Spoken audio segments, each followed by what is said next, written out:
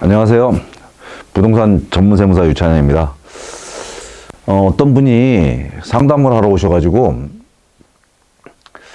그 주택이 하나 있는데 대출을 받으면 그래가지고 이제 증여나 상속을 하면 세금이 줄어든다. 왜냐하면 이제 부채를 공제해 주니까. 그래서 대출을 받으면 어떠냐라고 지금 이야기를 하셔서 제가 그거를 한번 좀 검증을 해보려고 합니다. 우선 첫째로요. 이분이 지금 1세대 1주택자고요. 10년 보유, 10년 거주를 했어요. 그래서 양도세 비과세에 해당되시는 분이에요. 이분이 현재 5억에 취득한 주택이 지금 9억이 됐어요. 이 주택을 지금 그 대출을 좀 받으려고 그래요. 그래서 3억을 대출 받았어요. 또는 보증금으로 뭐 세를 일부 주고 보증금으로 3억을 받았다고 이렇게 칩시다. 어떤 거든 채무죠.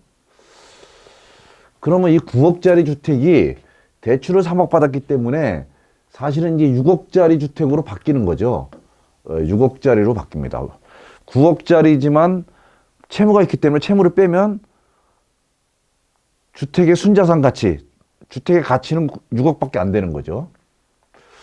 그래서 이거를 양도하거나 증여하거나 상속하면 세금이 줄어들지 않겠느냐라고 하는 이제 그런 생각이신 것 같아요.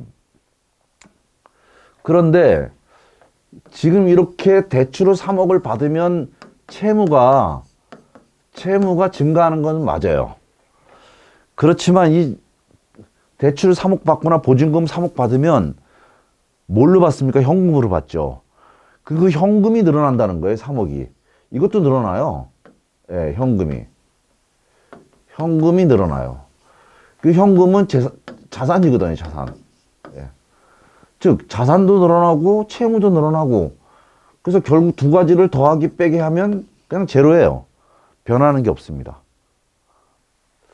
어쨌든, 이런 상태에서 그래도 대출을 받아가지고 뭔가를 하면 세금이 줄어들지 않겠느냐라고 하는 그 생각을 가지고 계시기 때문에 그걸 하나하나 한번 검증을 해보겠습니다. 우선 첫 번째로 양도를 한다고 한번 생각해 볼게요. 지금 5억에 취득해서 9억짜리인데 이걸 9억짜리를 3억 보증금을 또는 뭐 대출을 받아가지고 이 상태에서 다른 사람한테 양도한다고 칩시다. 그러면 양도할 때 이 저주택은 1세대 1주택이기 때문에 양도세가 비과세됩니다. 예. 그리고 여기 대출 받은 거, 이 양도세 계산할 때 대출금 공제도 안 되고요. 물론 비과세 되니까 이거 따질 것도 없지만 이자 비용도 공제가 안 돼요. 그래서 대출을 받았다고 해서 1세대 1주택 비과세 되는 사람이 대출을 받았다고 해서 양도세가 줄어들진 않아요. 양도세가 줄어드는 건 없습니다. 그러면 양도가 아니고 내가 만약에 증여한다면 어떻게 되느냐. 만약에 증여를 그냥 자녀 한 사람한테 이거를 통으로 다 증여한다고 치면 대출이 없을 때 자녀 1인에게 통으로 증여하면 증여세가 1억 9,500이 나와요. 9억을 증여하니까 5천만 원 빼면. 그런데 이렇게 대출을 받아가지고 증여를 하면서 이 자녀가 3억을 자기가 인수하는 조건으로 대출금이나 보증금을 인수하는 조건으로 증여를 받게 되면 이걸 부담부 증여라고 합니다. 그래서 부담부 증여는 요 채무에 대한 금액에 대해서는 양도한 것으로 보고 나머지 채무를 제외한 나머지가 증여한 걸로 보는 거죠. 그래서 3억은 양도세를 내야 되고요. 6억은 증여세를 내야 돼요. 그래서 이 3억 양도세인데 이건 비과세니까 제로입니다. 증여세는 9억이 아니라 6억에 대한 증여세니까 1억 5백이에요. 그래서 사실 9천만 원이 줄어들어요. 증여세 9천만 원이 줄어들어요. 그 좋긴 한데 그러나 아까는 통으로 넘겨줘서 자녀가 채무가 없지만 이거는 채무를 3억이란 채무를 자녀에게 넘겨줬기 때문에 나중에 채무를 이 증여를 받은 자녀가 갚든지 아니면 보증금을 내두든지 해야 되는 거죠. 그러니까 채무라고 하는 것이 넘어갔기 때문에 단순히 9천만 원이 줄어들었다고 해서 좋아할 일은 아니고요. 만약에 이 3억의 채무를 부모가 갚아준다면 결과적으로 세금이 이거하고 똑같아집니다. 그리고 부모가 이 대출을 3억 받아가지고요. 그럼 이자를 내야 되잖아요. 예, 물론 보증금 받으면 이자를 안 내겠지만 어쨌든 쓸데없는 이자를 내는 거죠. 예. 그리고 나서 본인이 저거를 다 소비하지 않고 그냥 현금을 그대로 은행에다가 내버려 둔다. 예. 그러면 이 3억을 그대로 보유만 하고 있다, 소비하지 않고 보유하고 있다 그러면 나중에 상속할 때 이거는 채무로 인정해 주지만 이건 또 현금으로 자산으로 인정해 주기 때문에 상속세도 줄어들지가 않습니다. 그래서 이렇게 보면 당장 이렇게 세금이 줄어드는 것 때문에 이렇게 줄어드니까 대출을 받는 게 좋겠다라고 말씀을 하시지만 사실은 이게 줄어드는 게 이만큼을 부채를 떠넘겼기 때문에 줄어드는 것이지 다른 이유로 줄어드는 것은 아닙니다. 만약에 상속을 한다면 어떻게 될까요? 이 상태에서 상속을 한다면 상속세 계산할 때 대출금은 공제가 돼요. 대출금은. 그래서 이거는 부채로 공제가 돼요. 그러니까 사실은 9억짜리를 상속하지만 3억을 빼니까 3억을 빼면 6억을 상속을 하는 거예요. 그런데 이 현금은 또 재산이기 때문에 여기다 또 플러스 시키는 거죠. 플러스 3억. 그러면 결국 9억이에요. 예. 결국 요 대출받은 또는 보증금으로 받은 요 3억을 생활비로 쓰거나 소비하거나 이렇게 해서 이게 없어지지 않는 이상은 결국은 대출을 받아서 그대로 보관하고 있다면 아무런 상속의 이득이 없는 거예요. 그 대출받은 돈을 소비하지 않는다면 채무와 재산, 이게 여기서는 이거 빼주지만 여기서 또 다시 현금을 더하니까 상속세 변함이 없어요. 다만 한 가지 유리한 점은 있어요. 뭐냐면 이런 경우에는 부동산으로 가면 9억이 다 상속재산이 되지만 만약에 이것을 대출을 받거나 뭐 보증금을 받아서 은행에 넣어놨다면 이 현금 3억은 이 3억은 여기 플러스를 하지만 여기서 20%는 공제를 해줘요. 왜 공제를 해주냐면 금융상속공제라, 금융재산상속공제라고 해서 금융기관에 예치되어 있는 현금에 대해서는 20%까지 공제를 해줍니다. 근데 그 최고가 2억이에요. 그러니까 10억까지는 20% 공제해주고 10억 넘어가면 2억을 공제해주는 거죠. 그래서 금융자산 공제가 가능하기 때문에 상속세를 덜 내는 건 맞습니다. 조금 덜 낼 수 있죠.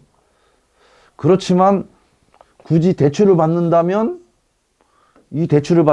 이자를 내야 되잖아요. 쓸데없이 이자를 내는 결과가 나오겠죠. 물론 보증금을 받는다면 이자를 내는 건 아니겠지만 말이죠.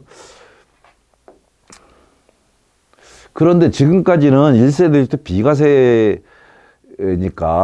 양도세가 저렇게 없으니까 이득이 생긴다고 하겠는데 만약에 이분이 1세대 2주택자예요. 그래서 결국 중과세 대상에 해당된다면 또 똑같은 상황에서 어떤 결과가 벌어질 것인가를 한번 살펴보겠습니다. 첫 번째 양도입니다. 지금 5억에 취득해서 9억에 지금 파는 거잖아요. 만약에 이런 경우에 양도를 한다면 양도가액은 9억이고 취득가액은 5억이고요. 그러면 4억이 남죠. 4억이 남는데 여기 세율이 40%예요. 40%지만 10% 할증을 하기 때문에 50%가 적용돼 가지고 세금이 양도세가 1억 9,200이 나와요. 그런데 이렇게 대출을 받았다고 해서 대출금은 공제가 안 됩니다. 양도세에서는. 또 대출금의 이자 이것도 공제가 안 돼요. 그러니까 결국 대출 받았다고 해서 양도세가 줄어드는 일은 없습니다. 그래서 이게 대출을 받았던 아니면 보증금으로 받았던 양도세에서 공제되는 것은 없다. 양도세는 아무런 영향을 미치지 않습니다. 그럼 증여할 때는 어떻게 영향을 미칠 것이냐? 아까도 말씀드렸지만 증여를 한다면 요 보증금 요거는 양도가 되고 요거는 요걸 뺀 나머지가 증여가 되는 거죠. 그러면 만약에 대출이 없을 때는 아까 1억 9,500에 증여세를 내야 된다고 했는데 대출이 있다면 3억은 양도세를 내고 6억은 증여세를 내야 돼요. 3억에 대한 양도세는 4,960만 원이 나옵니다. 중과세를 하더라도. 그 다음에 6억에 대한 증여세 1억 500에 합치면 1억 5,460만 원이 이렇게 나옵니다. 이렇게 보면 4,040만 원이 줄어요. 그러니까 얘 대출을 받는 게 잘했구나. 또는 전세를 주는 게 잘했구나. 전세보증금 올리는 게 잘했구나. 뭐 이렇게 생각하실 수 있겠지만 4천만 원은 줄어들지만 사실은 자녀에게 3억의 채무를 넘겨주는 거거든요. 근데 자녀는 이 3억의 채무를 갚으려면 3억을 마련해야 되잖아요. 안 그러면 부모가 이거를 증여를 하려면 9천만 원을 더 세금을 내야 되는 거죠. 그러니까 결과적으로는 줄어드는 것 같지만 줄어드는 게 아니에요. 이만큼을 더 내는 거예요, 사실은. 왜?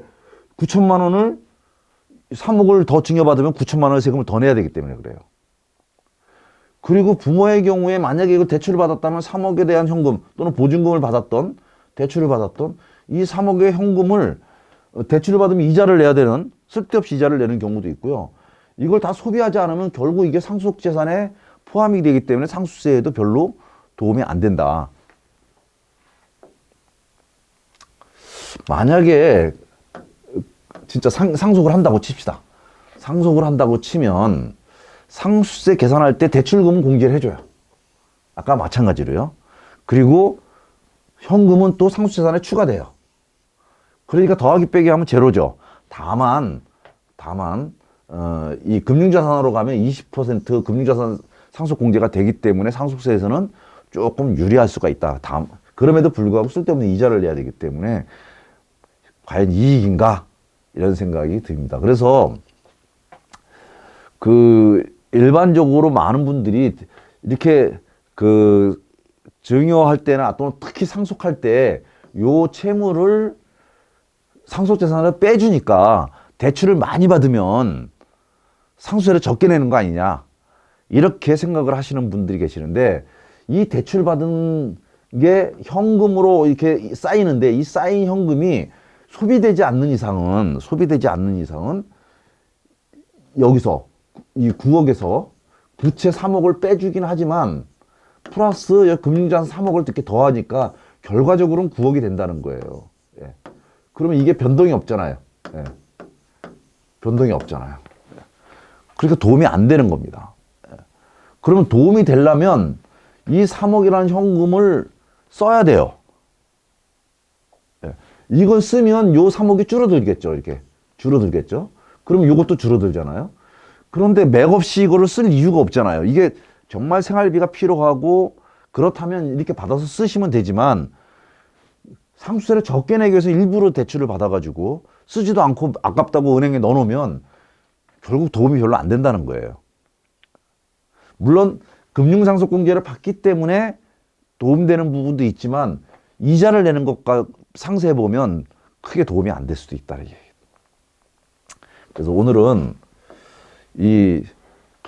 많은 분들이 잘못 알고 계시는 이렇게 대출을 받아서 빚을 지게 되면 상속세를 적게 낸다. 라고 말씀을 하시는 것에 대해서 정확한 개념을 제가 오늘은 설명을 드렸습니다. 그래서 그냥 무작정 필요하지도 않은 돈을 대출을 받거나 아니면 예를 들어 가지고 월세를 받을 수 있는데도 불구하고 월세를 안 받고 보증금으로 받으시는 분이 있어요. 월세 받아 가지고 생활비에 보태 쓰시면 되는데 상속세 많이 나올까 봐 보증금으로 받으셔가지고 빚을 늘린다 이렇게 말씀을 하시는데 그 보증금 받아가지고 은행에 넣어봐야 이자 얼마 안 나옵니다. 월세를 받는 게 훨씬 더 유리하거든요. 예. 그래서 그렇게 보증금을 늘린다고 해서 상속세가 줄어드는 것은 아니다. 상속세를 줄이려면 보증금 받은 거를 갖다 써야 되는데 그거를 아무 이유 없이 받아가지고 막 소비하는 그런 분들이 과연 계실까요? 저는 그런 분들은 안 계실 거라고 보고 정말 돈이 필요하다면 대출을 받거나 보증금을 올리는 것은 그건 당연한 얘기지만 돈이 필요가 없는데도 불구하고 단순히 상속세를 줄이기 위해서 보증금을 올린다든지 아니면 대출을 받아서 빚을 늘린다든지 이렇게 하는 것은 아무 쓸데없는 일이다. 이렇게 아시고 정리를 해 주시기 바랍니다. 감사합니다.